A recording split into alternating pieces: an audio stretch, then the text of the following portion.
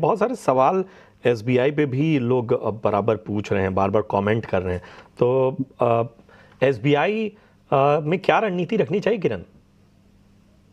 SBI की अगर हम बात करें तो जिस तरह से चार्ट पैटर्न हम देख रहे हैं, डेफिनेटली एक बुलिश पैटर्न है।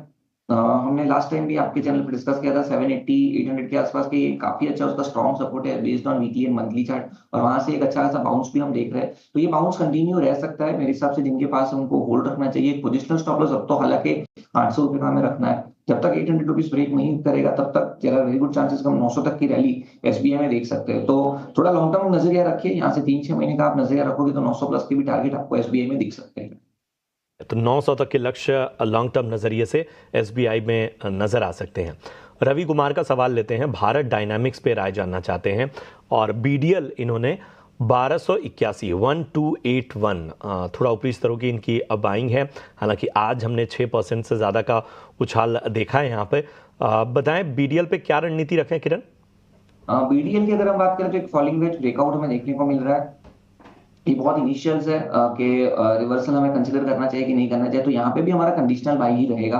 पिछले टाइम हमने देखा था कि 1020 1030 का उसका एक स्ट्रिक्ट रेजिस्टेंस जोन था। जैसे ही वो रेजिस्टेंस जोन क्रॉस किया उसके बाद काउंटर में एक अच्छी खासी तेजी आई थी। तो मेरे हिसाब से 1020 से 1030 का एक क्लस्टर रेजिस्टेंस है, जब तक वो क्रॉस नहीं करे थोड़ा स्केप्टिकल रहिए, थोड़ा कॉशियसली आप अटेंड कीजिए काउंटर को। नीचे में जो एक स्ट्रिक्ट स्टॉप लॉस हमें रखना चाहिए वो 900 का रखना चाहिए। रिस्क रिवॉर्ड रेशियो वैसे देखा जाए तो 1:1 है। जैसे ही ऊपर में ये 1020 1030 का लेवल क्रॉस करेगा उसके बाद 1200 तक की रैली आप एक्सपेक्ट कर सकते हो। तो मेरे हिसाब से आप बने रहिए 900 रुपए के स्टॉप लॉस के साथ। ठीक है, तो 900 का स्टॉप लॉस के साथ बने रहने की आपको सलाह। विद्या शर्मा का सवाल लेते हैं, steel authority of India limited यानी सेल पर राय जानना चाहती हैं।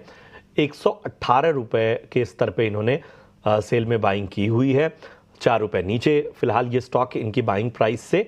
हालांकि आज जो है वो 1.25% ऊपर नजर आया है।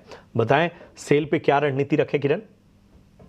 ओवरऑल मेटल सेक्टर के अंदर आज जो तेजी आई है, या तो हम कंसीडर करें कि पिछले वीक से जो कंसिडरेबल अपमूव आया है, वो कहीं ना कहीं एक रिवर्सल साइन है। सेल में हमने देखा था कि जब यूएस इलेक्शन खत्म हुआ उसके बाद वापस प्रॉफिट बुकिंग चालू हो गई थी, लेकिन इस प्रॉफिट बुकिंग दरमियान हमने देखा कि उसका पिछला जो लो था वो लो नहीं ब्रेक हुआ था। तो कहीं ना कहीं ये काफी एक स्ट्रेंथ हम कह सकते हैं कि काउंटर के अंदर है।